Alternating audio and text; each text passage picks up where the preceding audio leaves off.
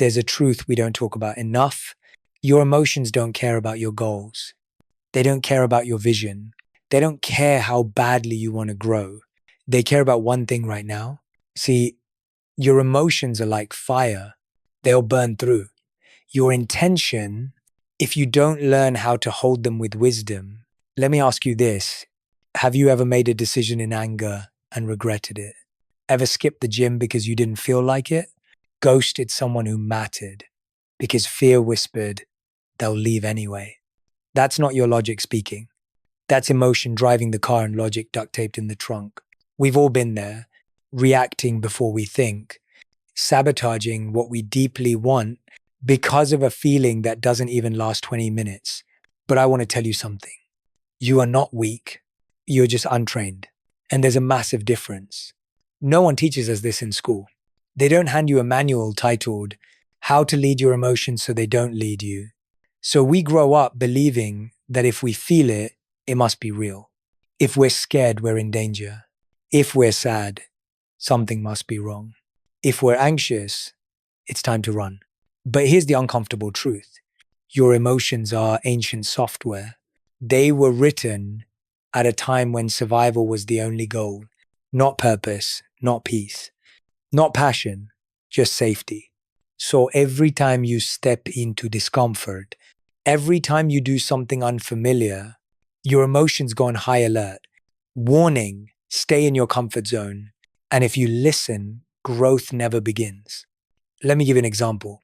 When I first left my corporate job to become a monk, my mind said, you're doing the right thing. But my emotions, they were screaming, you're insane. This is terrifying. You're going to lose everything. And if I had listened to those emotions as truth, I would have stayed stuck in a life that looked successful on the outside, but was slowly suffocating me inside. The problem isn't feeling. The problem is following. It's not that fear shows up. That's human.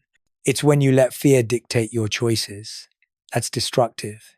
There's a concept I learned in the ashram.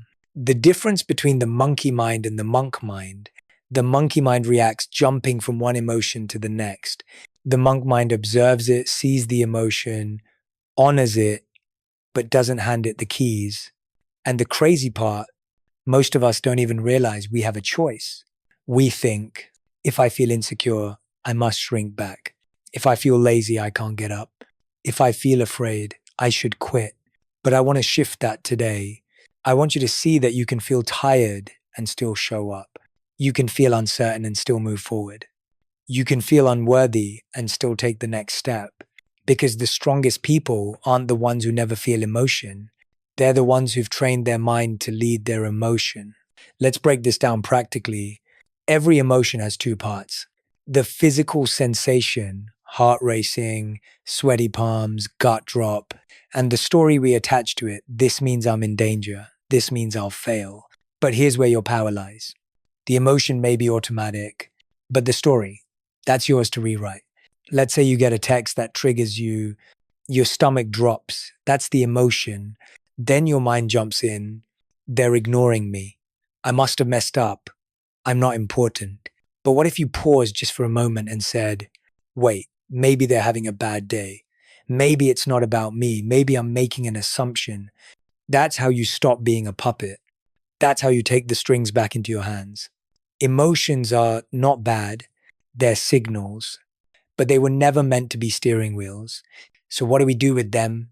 We learn to listen without obeying. We train ourselves to pause, not react. We start separating truth from trigger. Because if you don't know how to lead your emotions, they will lead you right back into the same patterns you've been trying to outgrow. And I want to say this to you directly. You are not your anger. You are not your anxiety. You are not your insecurity. You are the one experiencing it, which means you have power over it. It's time to stop handing the microphone to your lowest mood. It's time to stop letting your worst day speak for your whole life. Your emotions can ride in the car. They just don't get to drive it anymore. Now, here's where I want to challenge you. What is one emotion that's been leading your life lately? Is it fear? Is it self-doubt? Is it resentment?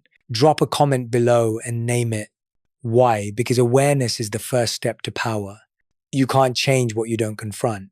And if this message stirred something in you, like it, share it, subscribe, because you're not just watching a video, you're stepping into a transformation. And I'm honored to walk that journey with you. Let's build the life your soul's been asking for. Let me ask you a question. How many times have you reacted and then regretted it? You yelled before you paused. You hit send before you thought. You walked away when you really needed to lean in. Most people are not reacting to the moment in front of them. They're reacting to the past that still lives inside them. That argument you had with your partner, it wasn't just about what they said today. It was about what someone else said to you 10 years ago. That anger, it's an echo. That fear, it's a ghost. We don't realize it, but we're carrying unresolved emotional luggage into every room we enter. Here's what I've learned. Reaction is instinct. Reflection is discipline. And the space between the two, that's where your entire life is shaped. In psychology, there's a principle called the stimulus response gap. Between what happens and how you respond, there's a gap. And in that gap is freedom. In that gap is power. In that gap, you get to choose who you are becoming. But most people skip the gap. They move from trigger straight to explosion, from discomfort straight to avoidance, from fear straight to silence or shutdown. That's not strength. That's survival. And you weren't born just to survive. Let me take you back to my days in the ashram. We had a practice called Antar Mona, inner silence. Every morning, we'd sit before the sun rose in complete stillness. And the purpose wasn't to empty the mind, it was to observe it, to notice the emotion, to hear the thought, to feel the sensation, and then to ask, is this mine or is this something I've been conditioned to carry? That moment of questioning, that moment of reflection, it teaches you to see your emotion without becoming it. Imagine your emotions like waves. Some are small ripples, some are massive storms, but you are not the wave. You are the ocean. And when you know you're the ocean, you stop letting every wave toss you around. We all want emotional peace, but you don't find peace by suppressing your emotions. You find peace by learning to respond to them with wisdom. Let me show you what that looks like.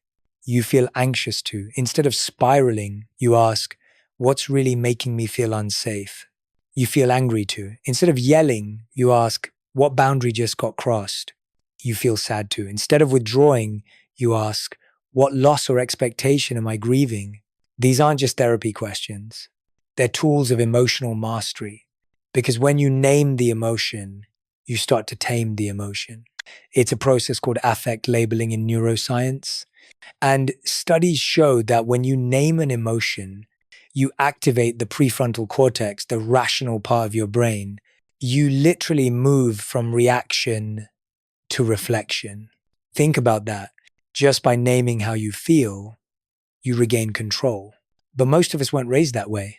We were taught, don't cry, don't be dramatic, don't show weakness. So instead of naming our pain, we buried it. But here's what no one tells you. Buried emotions don't die. They multiply. They sneak into your decisions, into your tone, into your silence, into your self-sabotage. And until you make time for reflection, you will repeat the same emotional cycles over and over again, just with different faces, different jobs, different cities. So how do we break the pattern? We do what most people never do. We slow down. We learn to pause when the emotion rises. We create space between the feeling and the action. That space is sacred. In that space, you ask, what's actually happening inside me right now? Is this feeling telling the truth? What's the most meaningful, not the most immediate response I can give? That's the moment when you go from being emotionally reactive to emotionally responsible. And I want to be clear here, this is not about silencing your emotions. It's about listening with clarity, responding with wisdom. Sometimes your anger has something important to say. Sometimes your sadness is asking for rest. Sometimes your fear is pointing to a place that needs healing. So let's stop judging our emotions as good or bad. Let's start understanding them as messengers. And here's the truth. You won't always get it right. You'll snap when you meant to pause. You'll freeze when you meant to speak. You'll shut down when you meant to show up. But each time you catch it, each time you choose differently, you're laying a new neural path in your brain. You're rewiring the autopilot. And over time, your default changes. You stop yelling. You start breathing. You stop hiding. You start healing. You stop reacting from your wounds and start responding from your wisdom. So the next time you feel the heat rise, don't act. Pause. Take 3 deep breaths. Put your hand on your heart and say, I choose who I want to be right now. That one decision, repeated consistently, becomes the foundation of a brand new life. A life where reflection leads, not reaction. A life where clarity leads, not chaos. A life where you lead, not your emotions. Because every time you reflect instead of react, you take one more step from the old version of you to the evolved version of who you're becoming. And trust me, that version is already inside you, waiting to be activated in the space between feeling and choosing. Let's be honest, you already know what you should do. Wake up early, exercise, meditate, have that uncomfortable conversation. Say no to what drains you. Say yes to what grows you. But knowing isn't the problem. Doing island, and not just doing when it's easy or when you feel inspired, but doing it when you don't feel like it at all. That's the battlefield most people never train for. It's easy to act when the mood is right, when the sun is out, when your energy is high, when your confidence is overflowing. But what about the days when your mind feels heavy? When your emotions say, just skip it? When everything in you wants to delay, avoid, quit? Those are the days that shape your future. Discipline is not about forcing yourself to live without joy. It's about choosing your highest joy over your lowest mood. Let me explain. You have 2 voices inside you. The voice of emotion, reactive, impulsive, comfort-seeking, and the voice of commitment, quiet, steady, often uncomfortable. One screams, just 1 more hour of sleep. Let's start tomorrow. You deserve a break. The other whispers, this is the moment that counts. Show up anyway. You promised yourself. Override mode is when you act from that second voice, even when the first one is louder. It's the ability to do the meaningful thing, not the convenient thing. To choose integrity over instant gratification. To take action based on values, not based on vibes. And here's what no one tells you. You don't have to feel motivated to move. You just have to move.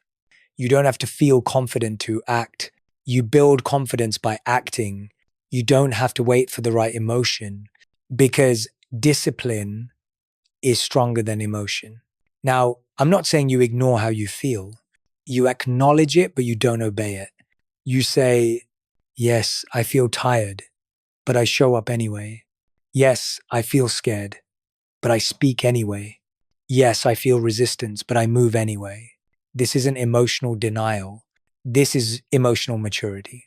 And the more you do this, the more your mind begins to rewire, because every time you override emotion with aligned action, you create a new vote for who you want to become. It's like casting a ballot in your identity, not for the person who avoids, but for the person who arrives. Let me give you a real world example. When I was writing my first book, there were days I stared at the screen and felt completely blocked. My emotions told me I wasn't ready, that the words weren't good enough, that maybe I should stop and come back tomorrow.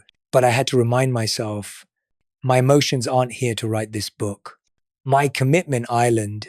So I'd sit down and write anyway. And some days it wasn't great. But showing up, even with imperfection, strengthened my discipline more than any perfect day ever could. Because discipline isn't about intensity. It's about consistency. It's not doing everything. It's doing one hard thing and doing it again tomorrow. And that's the secret most people miss. It's not about how big the action is, it's about how consistent you become. One 10-minute walk instead of skipping the workout. One deep breath instead of yelling. One honest sentence instead of shutting down. Small actions repeated in override mode build massive internal strength. And here's why this matters. Your emotions are temporary, but your actions echo. That moment when you chose to move even with fear, that's courage being formed.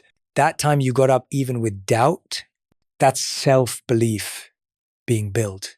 You're not supposed to feel like it every day. You're supposed to train your brain to move anyway. Override mode is like lifting mental weights. At first, it's hard. The resistance is loud. The urge to quit is strong. But every rep rewires your nervous system. Every rep carves a new habit. Every rep declares, I lead my emotions, they don't lead me. Think about this. How many opportunities have you missed just because you didn't feel like it? How many workouts skipped? How many dreams postponed? How many conversations avoided? How many ideas never started? All because of a passing emotion that disappeared 20 minutes later. You must stop giving short-term emotion the power to cancel long-term transformation. You were not built to bow down to every feeling. You were built to rise above them. Override mode is how you do it. Now, does it feel comfortable? Not at first. Override mode is uncomfortable by design. It's meant to stretch you. It's meant to challenge your patterns. It's meant to test your inner authority. But discomfort is the signal of strength being built. Just like your muscles resist the weight, your mind resists the override. And that's okay, because your comfort zone is not a resting place. It's a holding cell. And the key to unlocking it is found in one repeated decision. Do it anyway. Override laziness with movement. Override fear with action. Override self-doubt with progress. You don't need to feel ready. You need to be willing. Willing to act before you feel perfect. Willing to move while emotions protest. Willing to do the hard thing, especially when it feels hardest, because that's when identity shifts. That's when self-respect grows. That's when your future starts to change. Not someday, but today. So if you're waiting to feel like it, you're going to be waiting forever. But if you start now, override, engaged, purpose in focus, you'll realize something powerful. Your greatest strength has never been buried in your feelings. It's buried in your follow-through. Let me hit you with something most people never consider. You are being trained every single day, not just by your thoughts, not just by your habits, but by your environment. Every room you walk into, every voice you listen to, every screen you scroll past, it's all shaping your mental blueprint one impression at a time. Your environment is either an ally or an enemy to the life you're trying to build. But here's the twist. Most people don't even realize they're being trained. They're not training their minds, their environment. Island, let me explain. You want to be more focused, but your phone's lighting up every 60 seconds. You want to be more peaceful, but your room is cluttered with chaos. You want to be more disciplined, but your friends normalize procrastination, drama, and avoidance. It's like planting a seed and wondering why it's not growing. While you're watering it with poison, your environment is not neutral. It's always teaching you something. The question is, what is it teaching you right now? When I lived in the ashram, our environment was intentionally designed for growth. We woke up to silence. We began the day with stillness, not a screen. We were surrounded by purpose-driven people. Every detail, from the scent of incense to the structure of the schedule, reinforced one message: grow deeper, go inward, stay awake. Contrast that with the modern world. You wake up, and before your feet even hit the floor, you're already flooded with notifications. The news headlines scream fear. Your feed whispers comparison. You're overstimulated by noise before your mind has had a chance to breathe. And then you wonder why it's hard to be calm. why it's hard to stay disciplined, why you feel so distracted, drained, disconnected. It's not just you, it's your environment. And if you don't take control of it, it will control you. Let's break this down. 1, people who are you around most, do they hold you to your highest standard? Or do they enable your lowest habits? Do they feed your growth or feed your gossip? Let me be real. If your circle doesn't challenge your complacency, you'll stay stuck longer than you realize. If your friends flinch when you talk about discipline, purpose, or healing, you're not outgrowing them.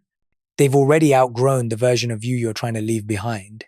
You need people in your life who normalize hard work, who speak from integrity, who reflect back the version of you you're becoming, not the one you're trying to escape, because proximity is power and emotional energy is contagious.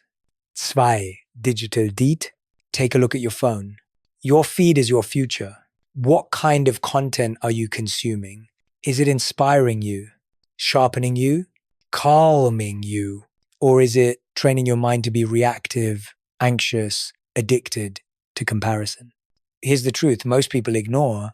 Every scroll is a training rep. You're either training your brain to focus or to fidget. You're either training your heart to be grounded or to chase validation. And just like junk food makes your body sluggish, junk content makes your mind foggy. You don't need a digital detox once a year. You need digital discipline every day. Clean up your feed like you'd clean up your kitchen. Unfollow noise. Mute distraction. Curate wisdom. 3, physical space. Look around the space you live in. Is it clean or cluttered? Calm or chaotic? Aligned or agitated? You may not notice it consciously, but your brain does. Psychologists call it cognitive load. The more mess in your environment, the more noise in your mind.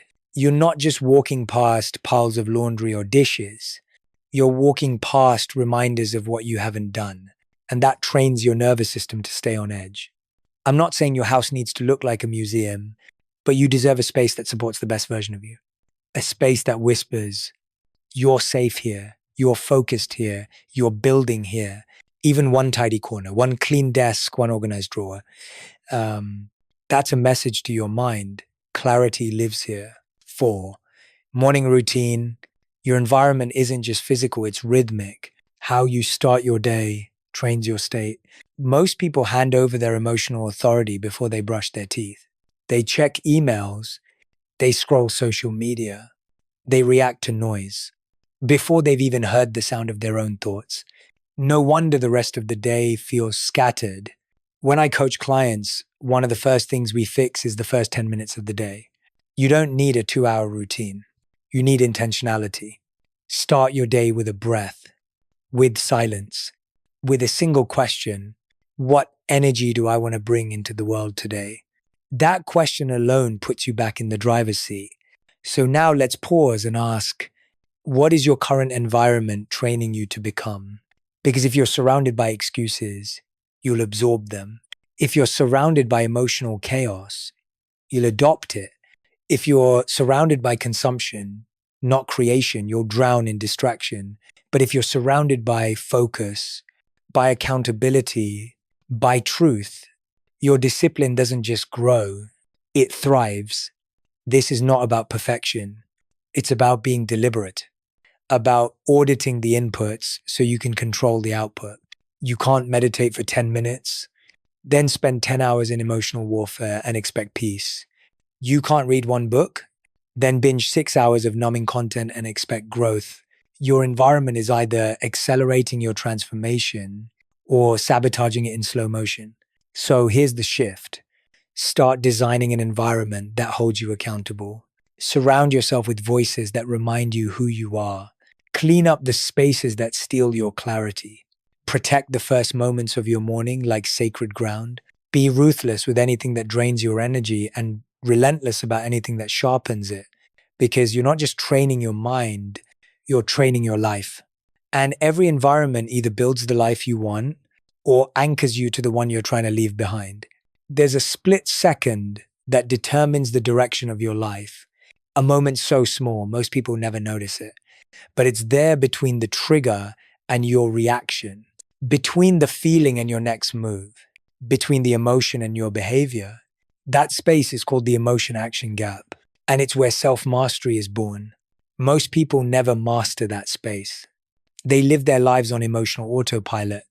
Someone pushes their buttons, and boom, reaction. They feel fear, and suddenly they're hiding.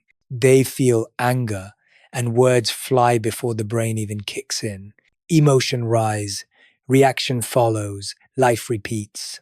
And then they wonder why they feel out of control, why they keep sabotaging good things, why they feel trapped in cycles of regret. But here's what I want you to understand. You are not your reaction. You are the space between stimulus and response. That space, that's where your power lives. That's where your wisdom speaks. Let me give you an image. Imagine your mind like a bow and arrow. Emotion pulls the string back tight, powerful, tense. The reaction is the arrow ready to fly. But you are the archer. And just because the string is pulled doesn't mean you have to let it go. That's the pause. That's the moment where you breathe, where you reflect, where you choose instead of react. When I lived in the monastery, one of the daily practices we trained in was called muna silence. Not just the silence of the mouth, the silence of reaction. We were taught that reacting without reflection was like drinking poison and hoping it would heal you. It doesn't matter how spiritual you are. If you haven't trained your nervous system to pause, you will always live under emotional rule. Let's bring this to real life.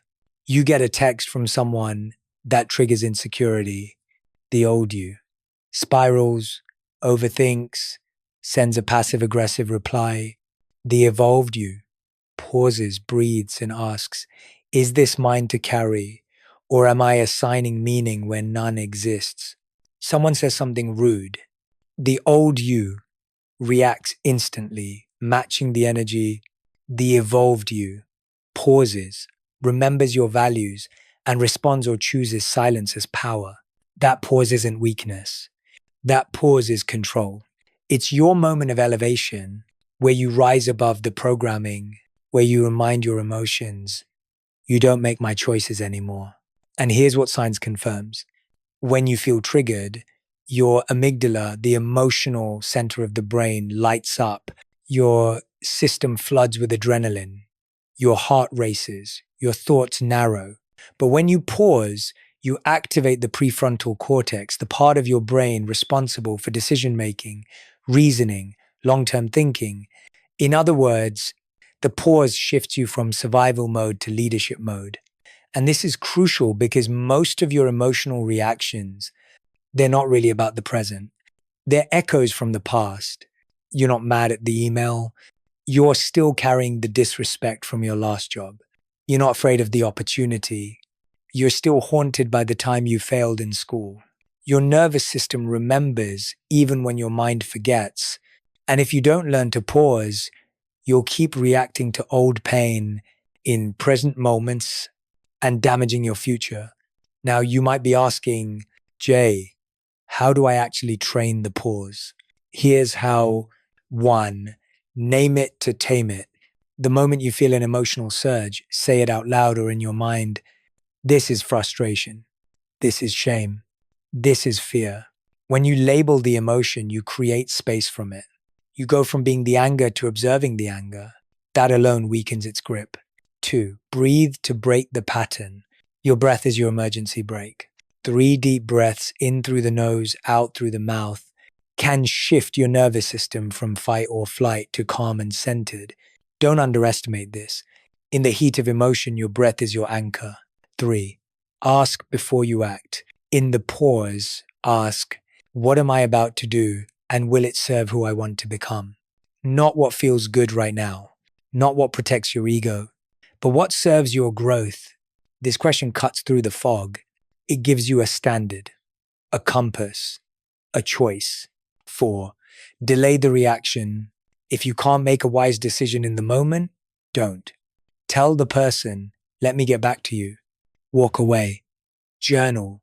Go for a walk. Not every reaction deserves a response. Not every moment needs resolution right now. Sometimes the most evolved thing you can do is wait. 5. Reflect after the fact. Even if you react poorly, and you will sometimes, the pause can still happen afterward. Ask yourself, why did I react that way? What did I believe in that moment? How can I choose differently next time?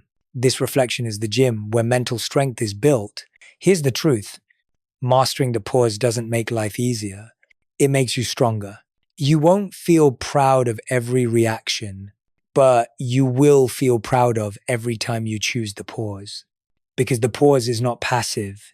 It's the most powerful active choice you can make. It's the place where self-control is forged, where leadership is born, where your highest self gets to lead. So the next time you feel hijacked by emotion, before you text back, before you lash out, before you ghost, run, scream, shut down, pause it, touch your heart, take a breath. Ask yourself, what would the strongest, calmest version of me do right now? Then do that, even if it's uncomfortable, even if it's new, even if it feels unnatural. Because every time you act from your higher self instead of your wounded self, you break a generational pattern. You build emotional intelligence. You shift the entire course of your life. The pause is not a delay. It's a decision. And over time, those decisions compound into a new identity. An identity that leads from purpose, not pain. That's what it means to master the emotion action gap. That's how you build a mind that leads your life, not just reacts to it. Have you ever felt a wave of emotion hit you? Anxiety, fear, sadness, and your first instinct was to escape? Maybe you shut down. Maybe you scrolled for hours. Maybe you convinced yourself, this means I'm not ready. But let me ask you this. What if that emotion wasn't the enemy? What if it was your entry point? What if that fear was fuel? That anxiety was a signal? That sadness was trying to speak? See, most of us were never taught how to relate to emotion. We were taught how to suppress it, distract from it, judge it, avoid it. But we were never taught how to reframe it. And here's the truth.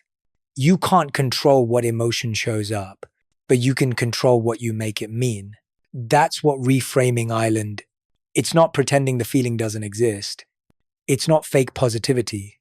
It's choosing a different interpretation, one that empowers instead of paralyzes. Let's break it down. Imagine this.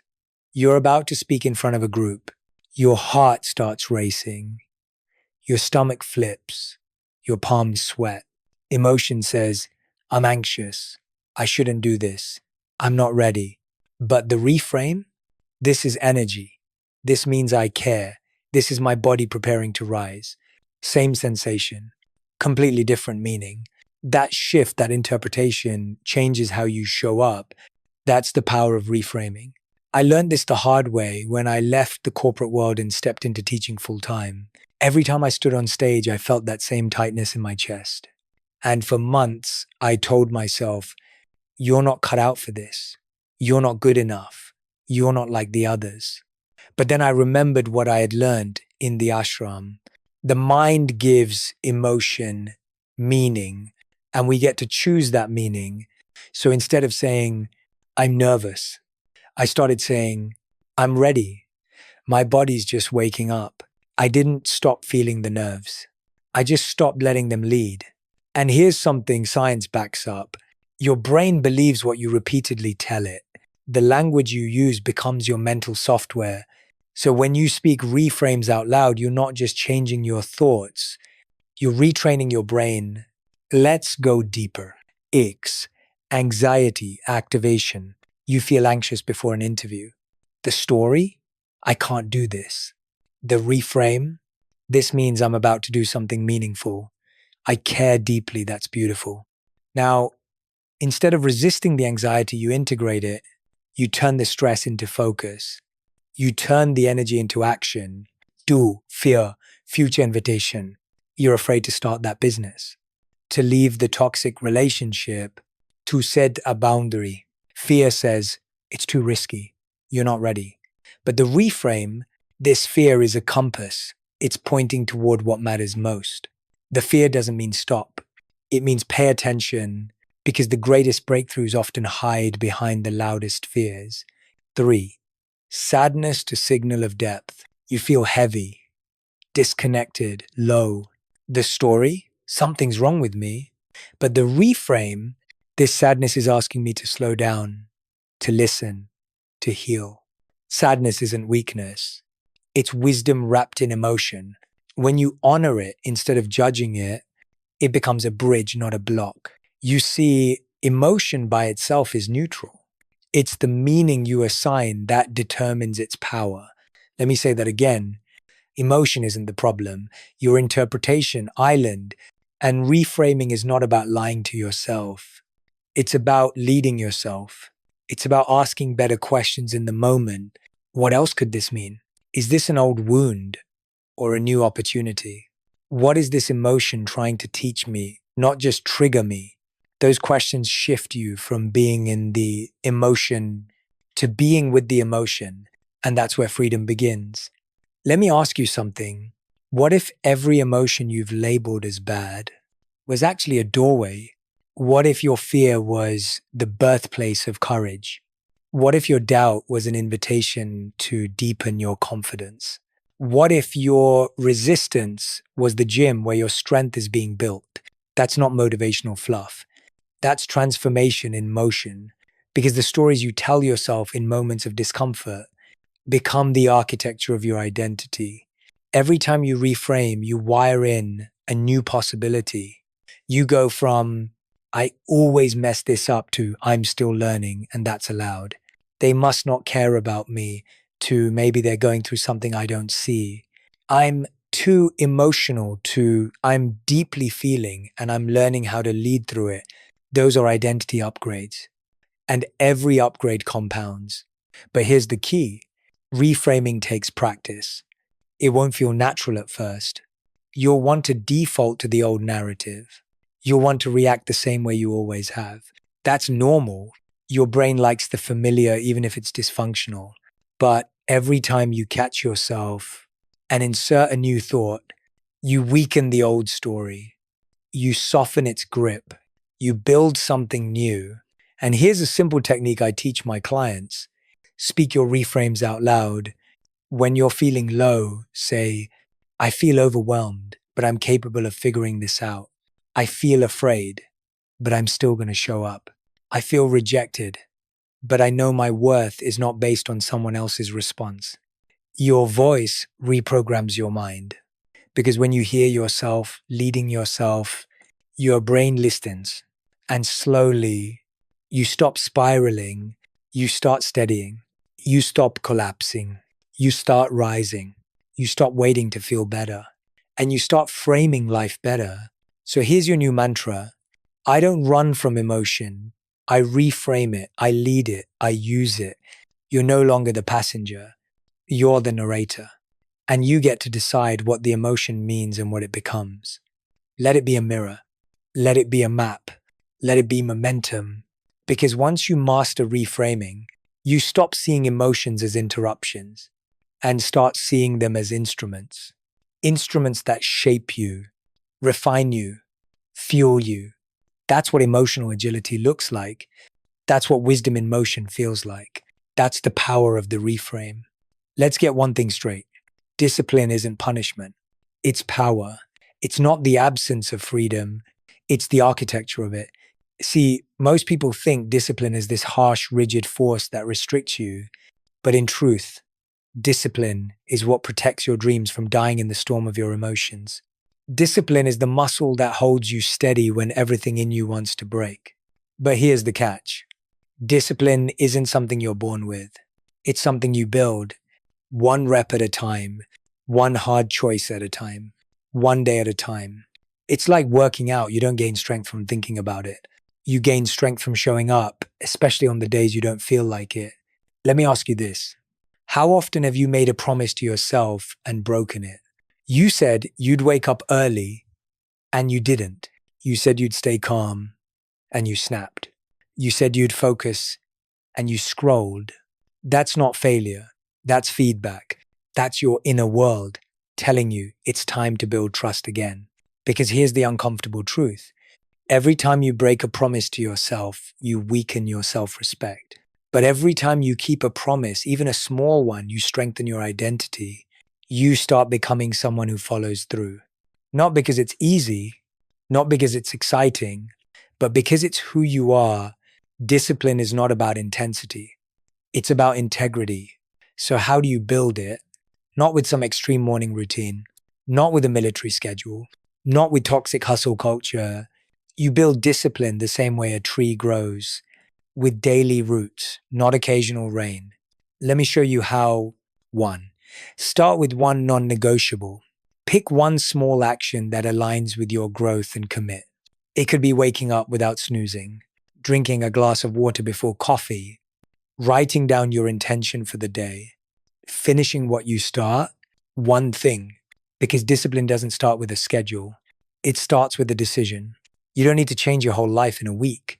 You need to start keeping one promise consistently. Two, train through discomfort.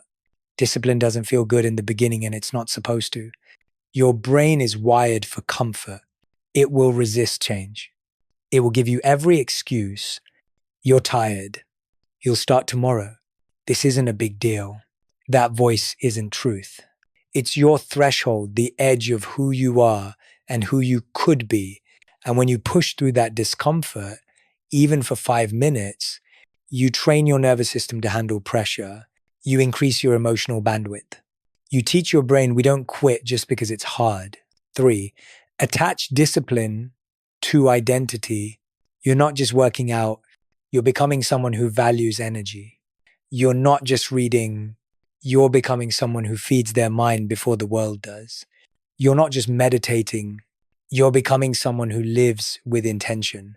Discipline sticks when it's tied to who you're becoming, not just what you're doing. Ask yourself daily, what kind of person follows through even when it's inconvenient? Then be that person, one act at a time.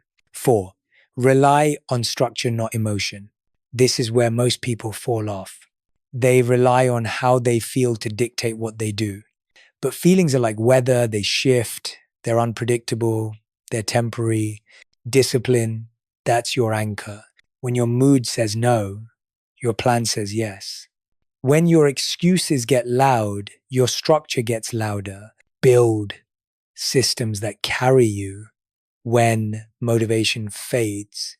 Set alarms, prep your environment, schedule your efforts. Discipline isn't rigid, it's supportive. It's the framework that holds your greatness in place. 5, celebrate consistency, not perfection. This is big. You're going to slip. You're going to fall. There will be days you miss the gym. There will be moments you react instead of pause. There will be mornings where you snooze instead of rise. That's okay. Discipline isn't about never falling. It's about how quickly you get back up. What breaks most people isn't failure. It's the story they tell themselves after failing. So when you fall, don't shame yourself. Remind yourself, I'm still learning, I'm still building, and I don't quit on me. That mindset, that's unshakable. Here's something I teach in my workshops. Discipline is not self-control. It's self-love in action. You don't brush your teeth because you feel like it. You do it because it's hygiene. Discipline is emotional hygiene. It's clearing out the clutter of excuses and stepping into clarity. And over time, it becomes who you are. You stop needing to force it. You stop relying on external validation. You start living from inner alignment. Let me say this clearly. You don't become disciplined by doing hard things once. You become disciplined by doing small, meaningful things daily. By honoring the sacred mundane. By choosing presence over performance. By showing up. Not just when it's easy, but especially when it's hard. And yes, there will be days where your emotions want the shortcut, the comfort, the escape. But on those days, you look in the mirror and say, this is the moment that counts. This is where I separate who I've been from who I'm becoming. And then you take the action anyway. So here's your reminder. Discipline is not about being perfect. It's about being consistent.